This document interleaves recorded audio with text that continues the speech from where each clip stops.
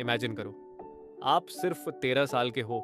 आप एक बड़े से रूम में एंटर करते हो जहां एक इंटेंस चेस कंपटीशन चल रही है, लेकिन यहाँ कोई आपके जैसे बच्चे नहीं हैं। यहाँ बैठे लोग 28, 30, यहाँ तक कि 35 साल के एक्सपीरियंस्ड ग्रैंड मास्टर्स हैं।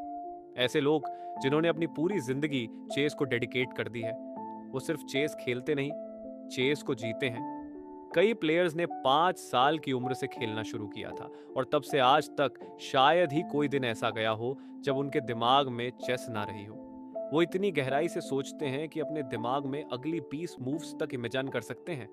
उन्हें पहले से पता होता है कि कौन सी चाल आपको उनके ट्रैप में फंसा देगी। और अब आपको उन्हीं लोगों के सामने बैठकर खेलना है। लेकिन आप भी कोई ऑर्डिनरी प्लेयर नहीं हो। आप दुनिया के second best under 14 chess player हो। आपने भी सालों मेहनत की है, और आपको पता है कि फ्यूचर में आप ग्रैंड मास्टर बन सकते हो।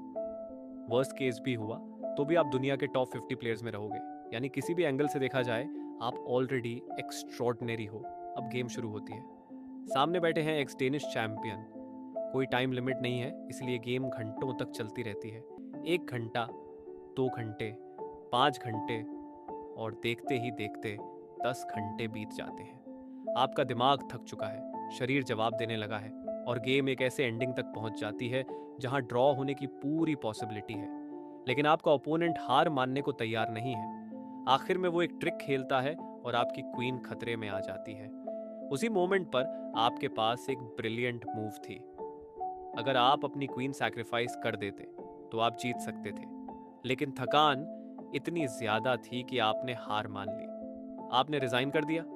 आपका ओपोनेंट जोर जोर से हंसने लगा और बोला, तू जीत सकता था, लेकिन तूने हार मान ली, और आप बस अपनी आंखें बंद कर लेते हो। ये कहानी किसी मूवी की नहीं है, ये कहानी है डेमिस हस्सापीस की।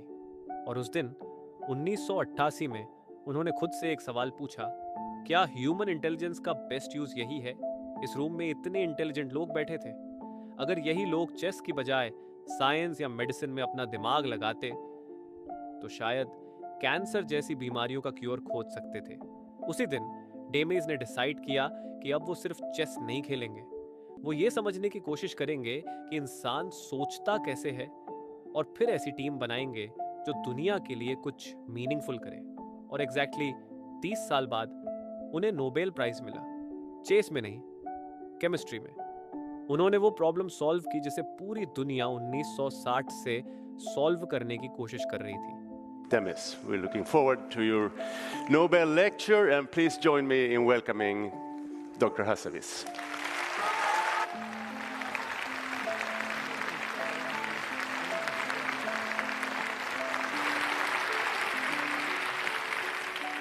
यहीं से हमें हाई आईक्यू लोगों की पहली क्वालिटी समझ आती है। वो बिग पिक्चर देख सकते हैं। ज्यादातर लोग जब किसी चीज में मास्टर बन जाते हैं तो उसी आइडेंटिटी में फंस जाते हैं। उन्हें डर लगता है कि अगर उन्होंने डायरेक्शन बदली तो उनका एक्सपीरियंस वेस्ट हो जाएगा। लेकिन हाई आईक्यू वाले लोग अलग सोचते हैं। वो लगातार खुद से पूछते रहते हैं, क्या मैं सही चीज पर काम कर रहा हूँ? क्या ये मेरी लाइफ पर्पस के साथ अलाइन करती है? और जिस मोमेंट उन्हें महसूस होता है कि वो गलत रास्ते पर हैं, वो बिना डरे डायरेक्शन बदल देते हैं। अब दूसरी क्वालिटी आती है, पैटर्न रिकॉग्निशन। जब डेमीज सिर्फ 4 साल के थे तब उनके पिता ने उन्हें चेस सिखाई।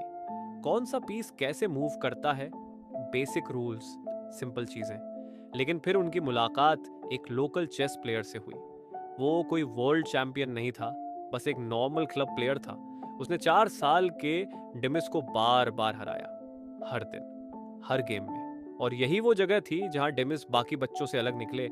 ज्यादातर बच्चे लगातार हारने के बाद गेम छोड़ देते या बिना सोचे समझे खेलते रहते, लेकिन डेमिस हर मूव को ऑब्जर्व करते थे। वो सोचते थे, इसने ये मूव खेली ही क्यों? इसके दिमाग में ऐसा क्या चल रहा है जो मुझे नहीं दिख रहा? उन्होंने खुद एक इंटरव्यू में कहा था, He started beating me over and over and I became completely obsessed with trying to figure out what he was doing. Notice करो, उन्होंने ये नहीं पूछा कि मैं क्यों हार रहा हूं, उन्होंने पूछा ये कर क्या रहा है। यही फर्क होता है। एवरेज लोग सिर्फ रिजल्ट देखते हैं, हाई आईक्यू लोग रिजल्ट के नीचे छुपे पैटर्न को देखने की कोशिश करते हैं।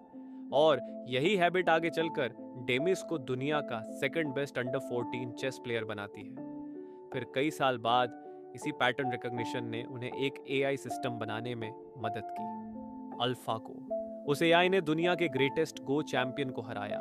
गो इतनी कॉम्प्लेक्स गेम है कि उसकी पॉसिबल मूव्स ऑब्जर्वेबल यूनिवर्स में मौजूद एटम्स से भी ज्यादा है। लेकिन सबसे शॉकिंग चीज तब हुई जब एआई ने एक ऐसी मूव खेली जिसे मूव 37 कहा गया। वो मूव इतनी अनयूजुअल थी कि 3000 साल से गो खेल रही ह्यूमैनिटी ने उसे कभी इमेजिन तक नहीं किया था। यही होती है पैटर्न रिकॉग्निशन की असली पावर, हिडन कनेक्शंस को देख पाना। Oh, that's a very surprising move. I think we've seen an original move here. तीसरी क्वालिटी है कॉम्प्लेक्स आइडियाज को सिंपल बनाना। 18th सेंचुरी के लंदन में कॉलरा फैल रही थी। लोग मर रहे थे और डॉक्टर्स का मानना था कि बीमारी बैड एयर यानी जहरीली हवा से फैलती है। हर कोई उसी थ्योरी पर बिलीव कर रहा था बिना प्रूफ के। लेकिन एक डॉक्टर थे, जॉन स्नो।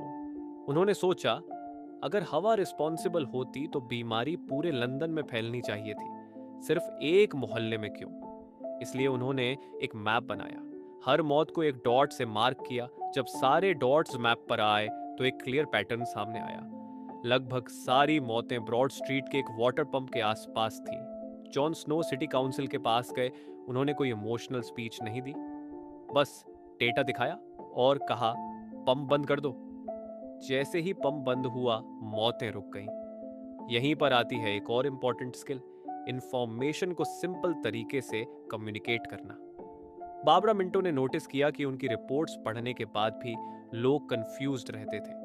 फिर उन्होंने एक सिंपल प्रिंसिपल बनाया, पहले कंक्लूजन बताओ फिर उसके रीजंस दो। इसे कहा गया पिरामिड प्रिंसिपल, यानी अगर आपको प्राइस इंक्रीज करनी है तो सीधे बोलो हम प्राइस 100 से 200 करेंगे।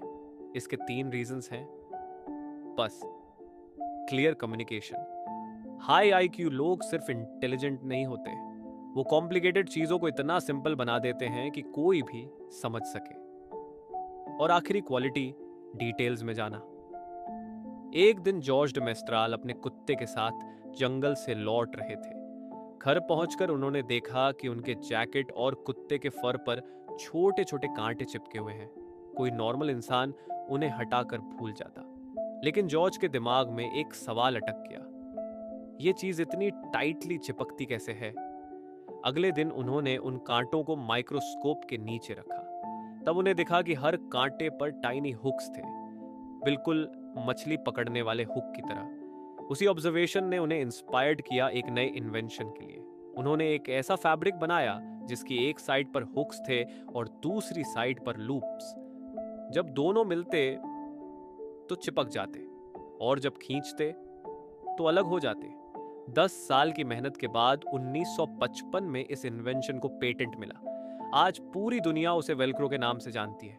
जैकेट्स से लेकर नासा स्पेस सूट्स तक हर जगह यूज होने वाली चीज। और यही असली फर्क है। हाई आईक्यू लोग दुनिया को सरफेस लेवल पर नहीं देखते, वो रुकते हैं, ऑब्जर्व करते हैं, पैटर्न्स ढूंढते हैं, सवाल पूछते हैं और डिटेल्स में जाते हैं। क्योंकि कई बार extraordinary ideas ordinary moments के अंदर छुपे होते हैं।